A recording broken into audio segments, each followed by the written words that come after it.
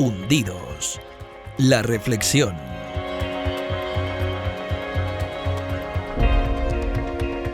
La provincia de León, desde las médulas con los romanos, ha sido siempre un lugar de suministro de materia prima, de agua, de minerales, etcétera. Y en ese sentido es una provincia como si fuera un país de África. La gente viene, saca lo que le interesa y se lo lleva para otro lado y ni siquiera genera riqueza aquí, salvo durante el tiempo que dura la extracción de lo que fuera. La guerra contra los astures y los cántabros, que incluso vino el emperador Augusto, no era porque les molestaran los que vivían aquí, es porque venían por el oro y de las médulas y de otras médulas que había por el Omaña y por la bandería, ¿no? Y esto ha seguido hasta hoy. La prueba es que cuando deja de producir, pues los pueblos desaparecen, dejan todo tirado, se van y quedan los restos, como pasa en los países de África cuando se van los holandeses o los ingleses o los franceses. Y esto continúa. Y la prueba es que la provincia de León cada vez está más despoblada, cada vez más dejada de la mano de Dios. Y luego además ha tenido la desgracia León de ser la única región histórica de la que yo estudiaba en la escuela y en el colegio que no accedió a una autonomía propia. Y entonces el lugar del centro de decisiones está muy lejos. Y cuando tú estás muy lejos, no conoces el territorio, ni te importa lo que realmente los daños que pueda hacer la política que tú ejecutas, como si estuvieras más cerca. Entonces, claro, los de Valladolid o Zamora o Palencia, pues piden agua, pues es que tienen razón. Pero claro, les da igual que eso suponga desaparezca más pueblos, desaparezcan más lugares, porque les pilla muy lejos. La gran desgracia de León, que fue, mira, cuando yo iba a la escuela, cuando yo iba a la universidad, León, me acuerdo de verlo en un anuario del BBVA, que no es sospechoso de nada, estaba en el puesto 25 o 24 o 25 en riqueza, en renta per cápita, etcétera. Ahora está la tercera por la cola. Y es la provincia de España que más población ha perdido en términos cuantitativos y cualitativos. Ha perdido un tercio de la población en los últimos 25 o 30 años. Es una provincia en liquidación por cierre.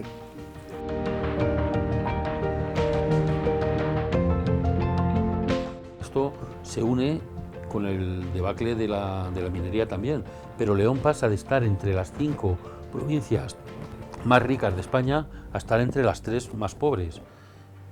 Actualmente es la provincia que ha perdido más población. Entonces, esto no es porque sí, es porque hemos hecho que esto suceda por no planificar, por no atender a las cuestiones. Y desde luego lo del embalse de Riaño fue una de las causas, no digo la única, pero sí primordial de cómo ha evolucionado esta provincia, y algo todavía más importante, que hoy todavía se mantiene y es de actualidad. Muchas veces se ha preguntado y ha habido varias teorías, entre comillas teorías, opiniones, sobre cuál era el motivo real. Hay varios, unos decían que era la compensación de Lemoni a las hidroeléctricas porque se había cerrado por un atentado que hubo terrorista, otros que era para sacar votos por parte del Partido Socialista, recogiendo lo que la gente, el voto de la montaña, digamos, estaba muy definido y era una población muy pequeña, pero querían coger el voto mayoritario de esta provincia a nivel agrario. Pero hay algo que en ese momento se planteó y que es la consecuencia de lo que estamos viviendo hoy en día, y es que todo esto que se estaba haciendo se entraba dentro de ese proceso que llamaron la capitalización de las empresas, capitalizar las grandes empresas.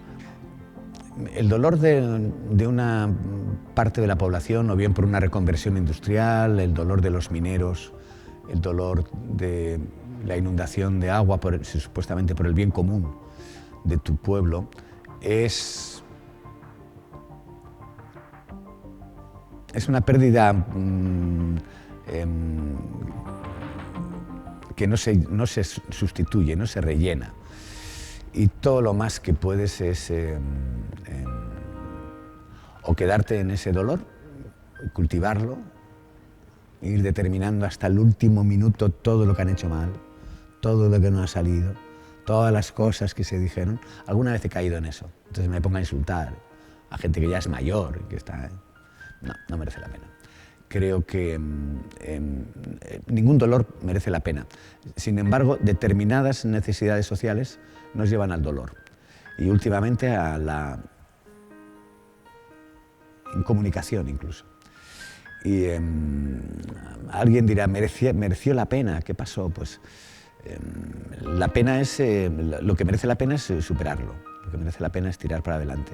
Y lo que merece la pena es sentirse orgulloso de lo que hay, porque si no te desvinculas emocionalmente y aunque no sea lo que fue, es lo que será.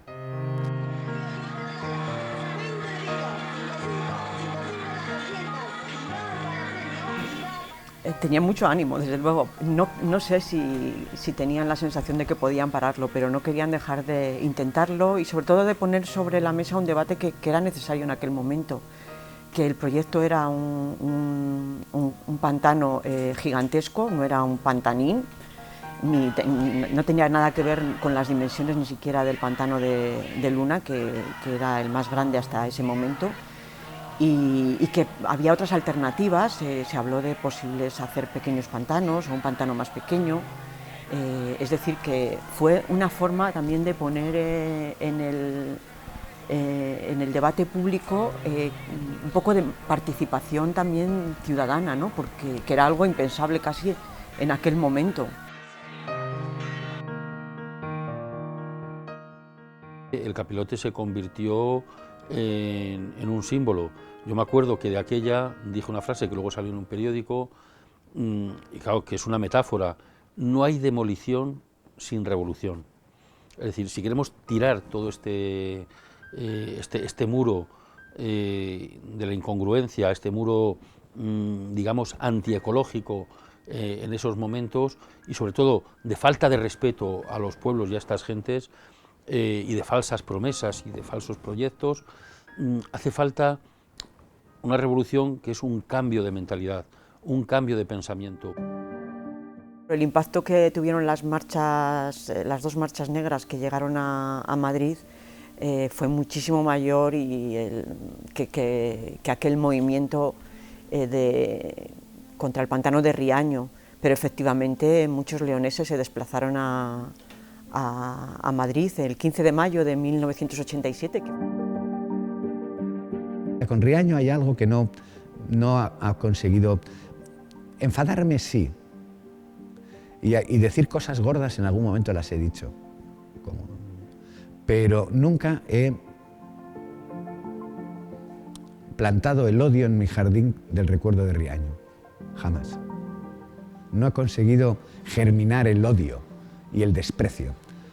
Y sin embargo, una vez de establecida toda la tragedia, cada uno tiene un tiempo en la vida, una forma de enfrentarse a las pérdidas también, siempre me queda que la belleza de Riaño está intacta y que quizá con el tiempo, eso es un sueño mío, la verdad es que no tengo ningún fundamento para decirlo, pero me da la impresión de que en la vida las cosas empiezan a caer por su propio peso. Si se podría decir, se podría hacer una metáfora con que Riaño fue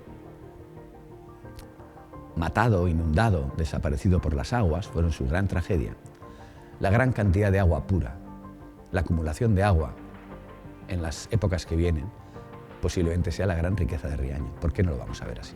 Porque un pantano de agua de nevero, tan profundo, con tanta capacidad, que provoca tan pocos problemas, que se hizo para regar unas tierras que luego terminaron no regándose porque cambió el regadío, y que está produciendo electricidad, pero que además puede producir... Si tuviera un sueño, sería aguas de Riaño, embotelladas en los mejores hoteles con esas botellas cilíndricas maravillosas, con ese taponcito. Ese sería el sueño de la reivindicación del agua, ¿no? Y Riaño tiene signo de agua. fue el símbolo del ecologismo de toda España y que tuvo una repercusión a nivel de toda Europa. Entonces, de alguna forma es un discurso que hoy se ha impuesto. Hoy no hay ningún partido, ninguno, que no tenga de una forma u otra en su programa criterios sobre el medio ambiente, sobre la protección de la naturaleza, y eso en aquella época ninguno. La palabra que hoy, que en aquella época la gente no la entendía, que es que permita la sostenibilidad económica, la sostenibilidad medioambiental de un ecosistema y de una sociedad y de modelos agrarios, modelos de montaña, digamos que diversos proyectos que nos hubieran hecho avanzar muchísimo en otro sentido. Se eligió y hoy estamos pagando las consecuencias.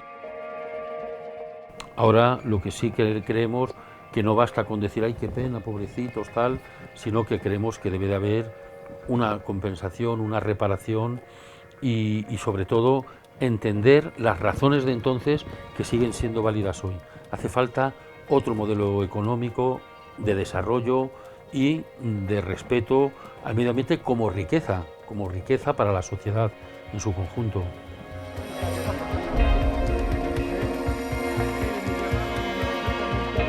Las televisiones no contaban realmente toda la realidad, no interesaba.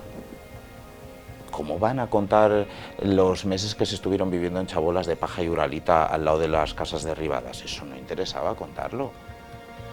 No, eso no. La gente de Riaño está muy bien.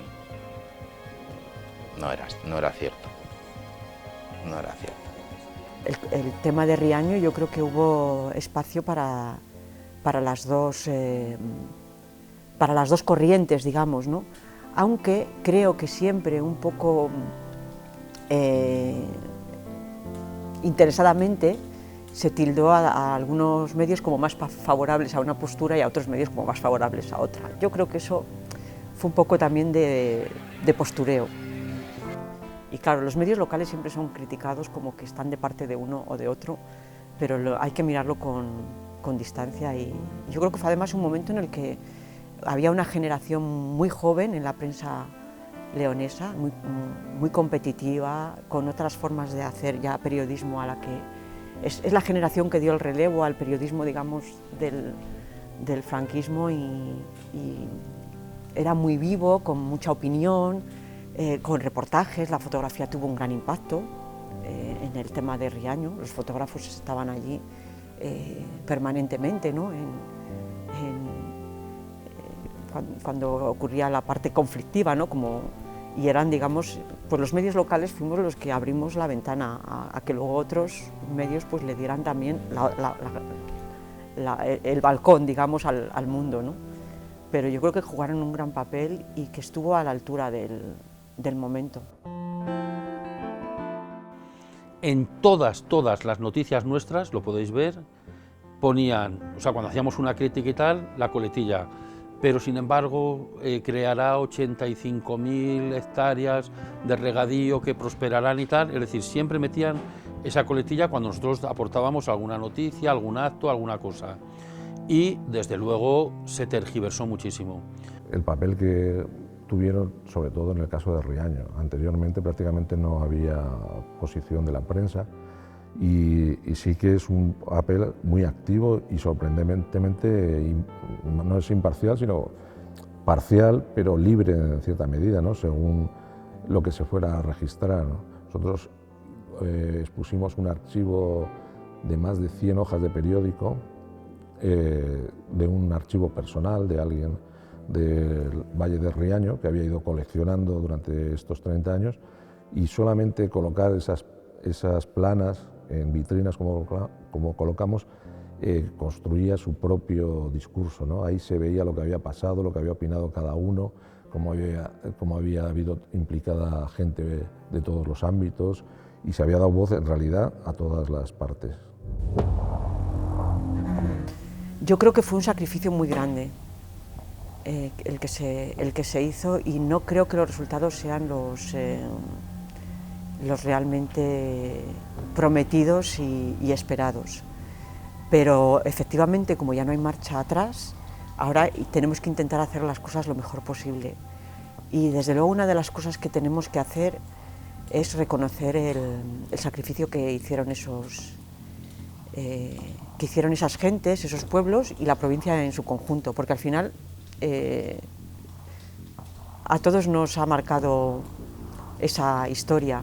Nosotros en este momento lo que nos corresponde es esa compensación o ese reconocimiento moral, que desde luego por lo que a nosotros respecta, evidentemente que bien ganado y bien merecido lo tienen. Sin ellos, sin su sacrificio, como hemos dicho, la agricultura de la provincia de León hoy no sería nada.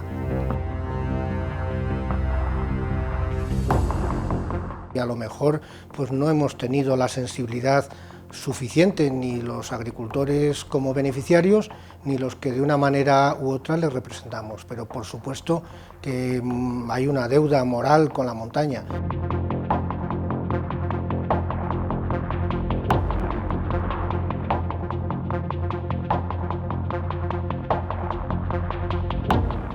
Sinceramente lo lamentamos, ¿no? Pero que la realidad de la vida ha sido la que fue. Nosotros nos hemos beneficiado concretamente de esos embalses, pero quiero dejarle claro que ni nosotros hemos cerrado los embalses, ni nosotros dimos las órdenes concretamente de abandono de esas tierras y de esas casas. Sé que es un tema muy duro y creo que estamos en deuda con el pueblo de Riaño, con el pueblo concretamente del Porma y con el pueblo de Villameca, para que reconozcamos de una vez por todos su sacrificio en beneficio del resto de los regantes de esta provincia, de todas las vegas, concretamente del Porma, del Esla y del Tuerto.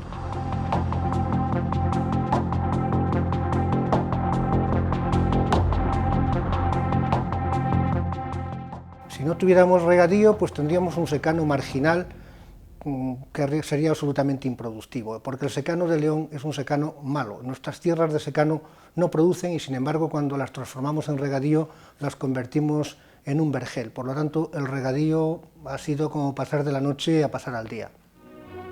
El canal del Páramo, que forma parte del complejo de otra de las zonas regables que el Ministerio de Obras Públicas desarrolla, recibe la visita del ministro don Jorge Vigón, a quien acompañan el director general de Obras Hidráulicas, señor Briones, y otras autoridades.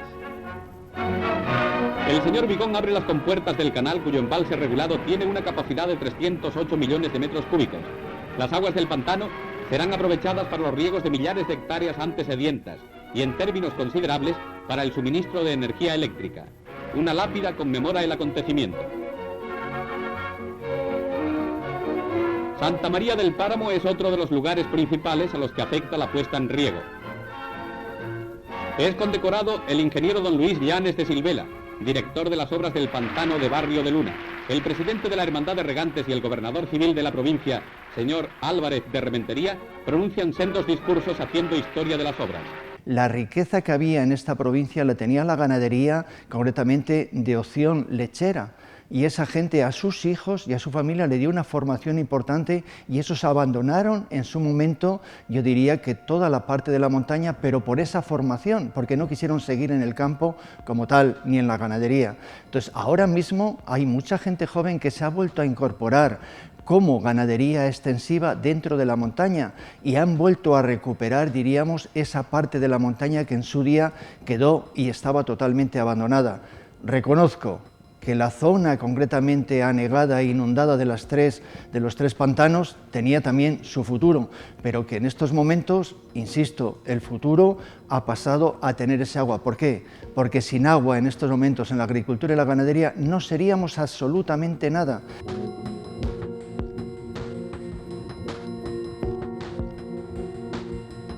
Que con una media de 50 hectáreas se puede vivir dignamente de la agricultura de regadío. Bueno, pues un pantano como el de Barrios de Luna riega aproximadamente 50.000 hectáreas, por lo tanto está dando empleo a 1.000 agricultores de forma directa, más todo lo que conlleva de la actividad indirecta.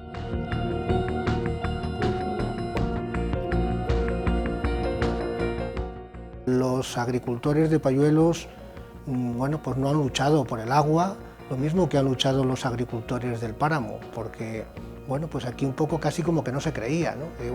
Y los que lo creían decían, bueno, para mí ya no va a venir. Y para mis hijos, pues la mayoría lo que querían es que sus hijos buscaran trabajo fuera. Hoy no son las cosas así, ¿no? Pero hace 20 años el agricultor que estaba en activo ya veía que para él no iba a ser y para sus hijos quería otro modelo de vida. Por lo tanto, tampoco se peleaba tanto como se peleaba por el agua y se pelea por el agua en las zonas donde desde hace 40 o 50 años se vive del agua.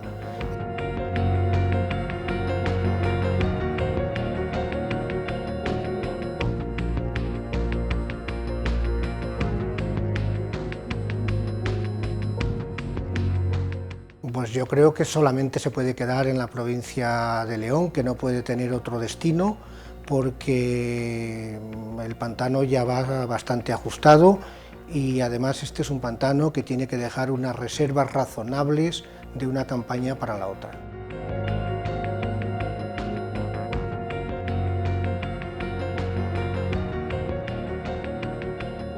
A ver si después del sacrificio que hemos hecho con las gentes de Riaño, que insisto, en estos momentos, para que te hagas una idea, Riaño está regando 24.000 hectáreas del páramo bajo, 11.000 de la margen izquierda del Porma, 26.000 de los Payuelos y 5.000 del CEA Valderaduey. O sea, no es verdad que se haya, diríamos, cerrado en vano. Está haciendo una gran labor. ¿Qué es lo que ocurre? Que en vez de desarrollar los regadíos de los Payuelos, que fue los que hicieron las manifestaciones para cerrar Riaño, se ha regado antes la aportación, concretamente al Carrión y a Valladolid, que nuestros propios regadíos. Y ahí está el gran dilema y ahí va a estar el gran problema que en estos momentos puede surgir en los próximos años cuando tengamos un ciclo de sequías.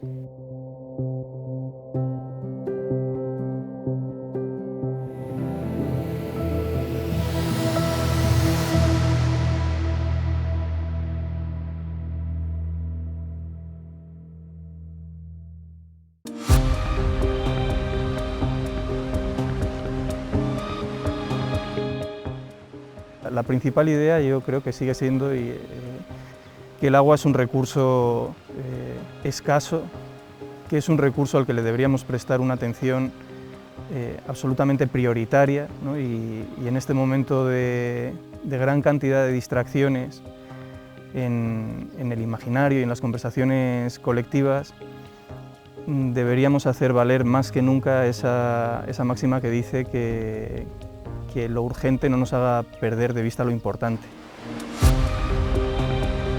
Lo importante que es mantener un cierto nivel de ecología de pensamiento y con esa ecología no me refiero a una cuestión estrictamente medioambientalista, sino a una capacidad de relacionar cosas que aparentemente están lejanas entre sí. Estas semanas previas, o hace pocos meses, escuchábamos cómo desde otros lugares, desde otras provincias de esta comunidad autónoma, se reclamaba el recrecimiento de los pantanos ya existentes, del pantano del Porma, del pantano de Riaño, entre los más conocidos seguramente, y no veíamos en esas reclamaciones que estuviese presente toda la complejidad de lo que hay detrás de ellas, ¿no? de cómo afectan a personas que viven más cerca de los lugares que se está pidiendo que crezcan en cuanto a su capacidad, ¿no? Porque es muy bonito desde Valladolid decir, recrezcan ustedes, los embalses corren el riesgo que hemos corrido de inundar toda la montaña y abandonar a toda la gente para que se vaya cada uno donde ha podido y que ahora todavía digan, recrezcan, que nosotros necesitamos el agua.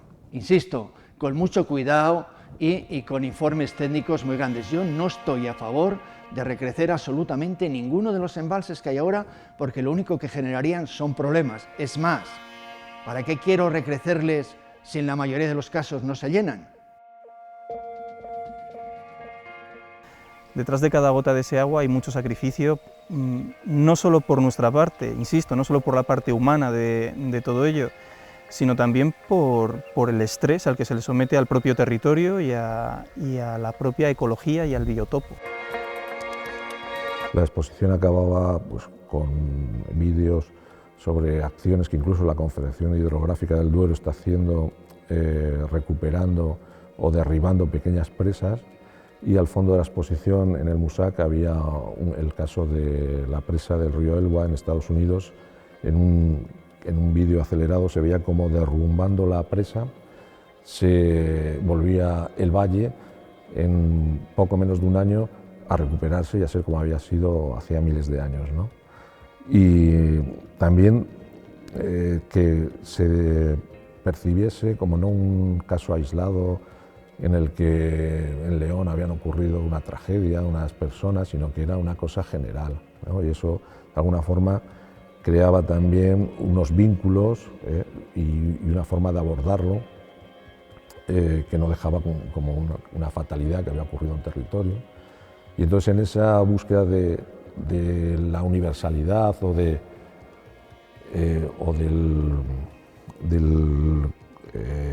mapa de los pantanos general, pues despertó el interés del Instituto Cervantes, y antes del confinamiento íbamos a realizar una serie de ciclos en distintos institutos del planeta, donde habían sido afectados por casos muy parecidos, o incluso mucho mayores, como el caso de China con la presa de las Tres Gargantas, o la presa de Asuán en Egipto.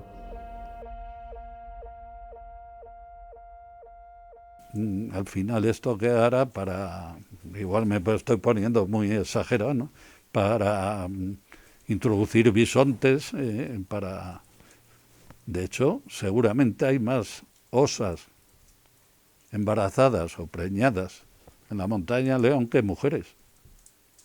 Con lo cual, el futuro que espera a toda esta tierra es la desaparición.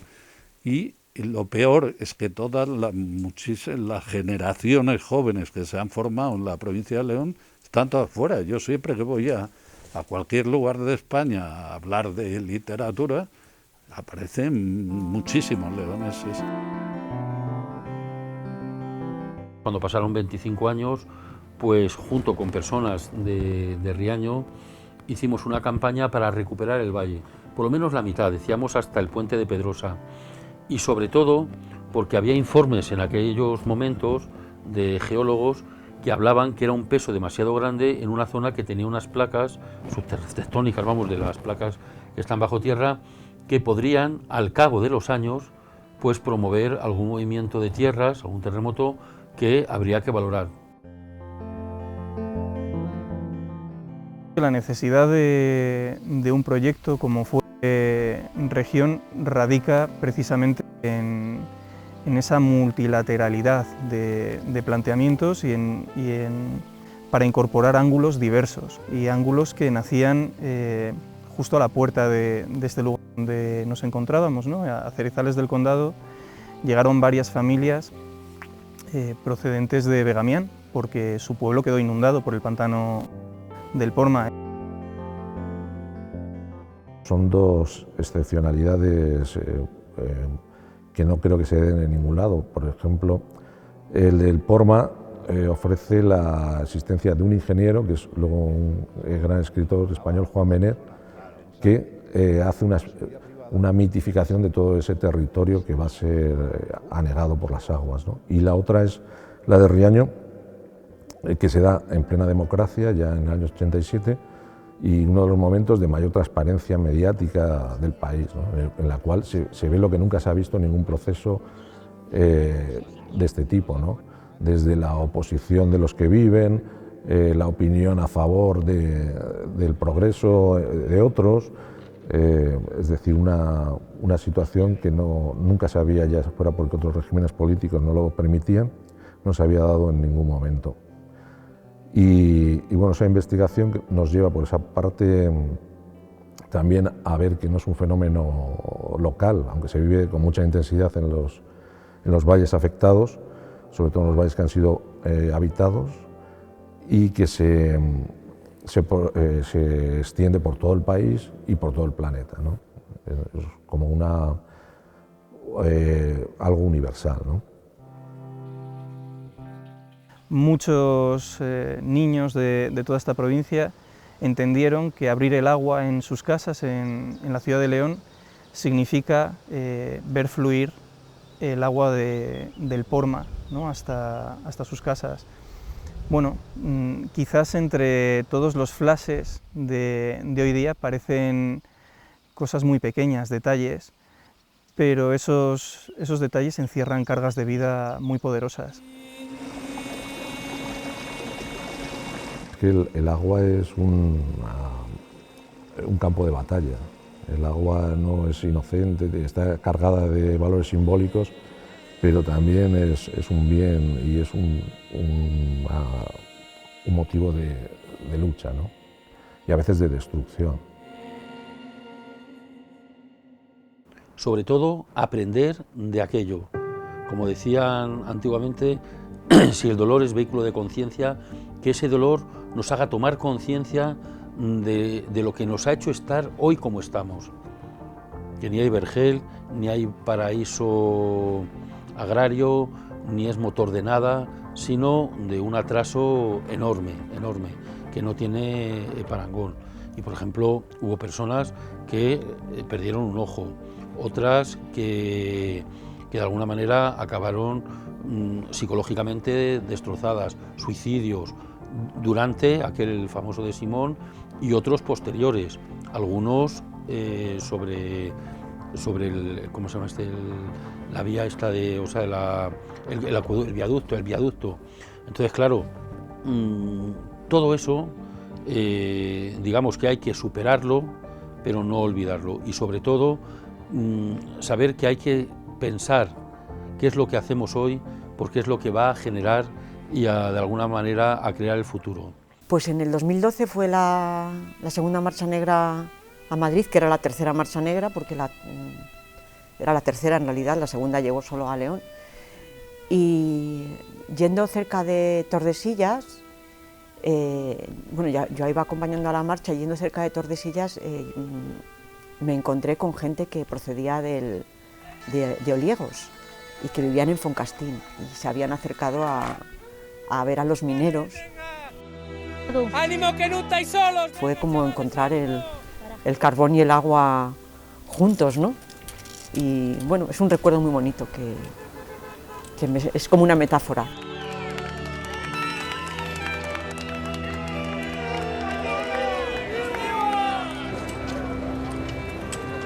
No sé si por optimismo o porque tiendo más al utopismo, pienso que en este proceso León tiene grandes oportunidades. Con los recursos que tiene, con lo que se ha hecho, no podemos volver atrás. Entonces hay que mirar hacia adelante y ver qué tenemos ahora que podemos utilizar para desarrollar más esta provincia. Yo creo que no se puede desarrollar la provincia sola por sí misma y aislada del resto, sino que tiene que ser dentro de un programa de cambio también macro, ¿no? En el país y en el mundo. Es decir, las macrociudades me parecen inviables, insostenibles, si realmente estamos creyendo que el planeta está en una situación crítica, y hay grandes territorios vacíos, como puede ser gran parte de nuestra provincia, que tienen recursos para hacer economías a pequeña escala más sostenibles, oportunidades de teletrabajo. Yo pienso que las cosas, productos de calidad, se lleva trabajando muchos años con el tema de productos de León y creo que se están empezando a ver muchas cosas buenas y muy bonitas. León no es León desde que la montaña no existe, eso lo tengo más claro, y León volverá a ser León cuando se haga algo que enmiende esta situación, cuando la montaña tenga su peso. No podemos tener a la montaña como la vaca dando leche para aprovecharla y los demás se beneficien. Así no se hace un país, ni una provincia, ni se hace nada. Así no se crean más que desigualdades, problemas y conflictos. Y León está atado de esa manera. Dicen los científicos estos que le han dado el Nobel que la emoción es la única energía que se parece a la del Big Bang del mundo. La energía que hay en todo el universo tiene una pauta energética que es igual que la energía que soltamos cuando estamos emocionados. Bueno, yo prefiero trabajar eso. Y todos los días entrar y respirar, y ir encontrando mis emociones, ir encontrando mi forma de ser. Y entonces el lugar, en vez del dolor, lo que predomina son lo que tú has depositado ahí, o lo que te ha devuelto, o lo que te aporta. Y el dolor es simplemente un momento de reflexión que tienes. Siempre hay una pauta de dolor, como cuando voy y paso por el cementerio y veo a algún familiar, ¿no? O me acuerdo de alguien, o me dicen que alguien ha muerto. Pero prefiero seguir para adelante. Y Riaño también lo hace y debería hacerlo.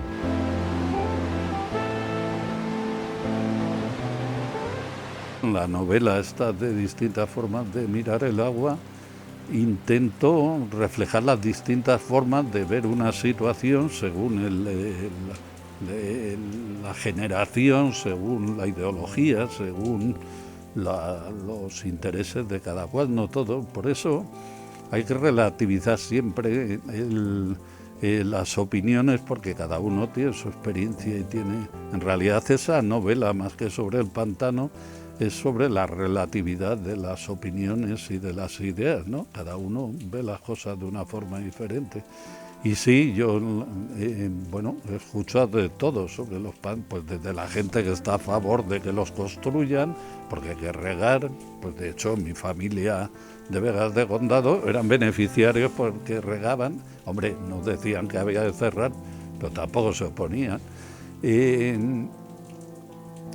Cada uno ve las cosas de una forma y por eso, si todos tuviéramos esa sensación, no habría la crispación que hay, la agresividad que hay. Pues todo el mundo tiene una parte de razón, pero todos.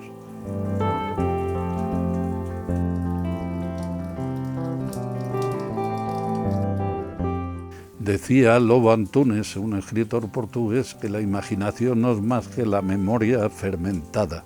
Tú tienes experiencias, tienes una vida, eso fermenta como la levadura y de ahí sale un vapor que es la imaginación. Tú siempre imaginas a partir de algo, no imaginas desde la nada.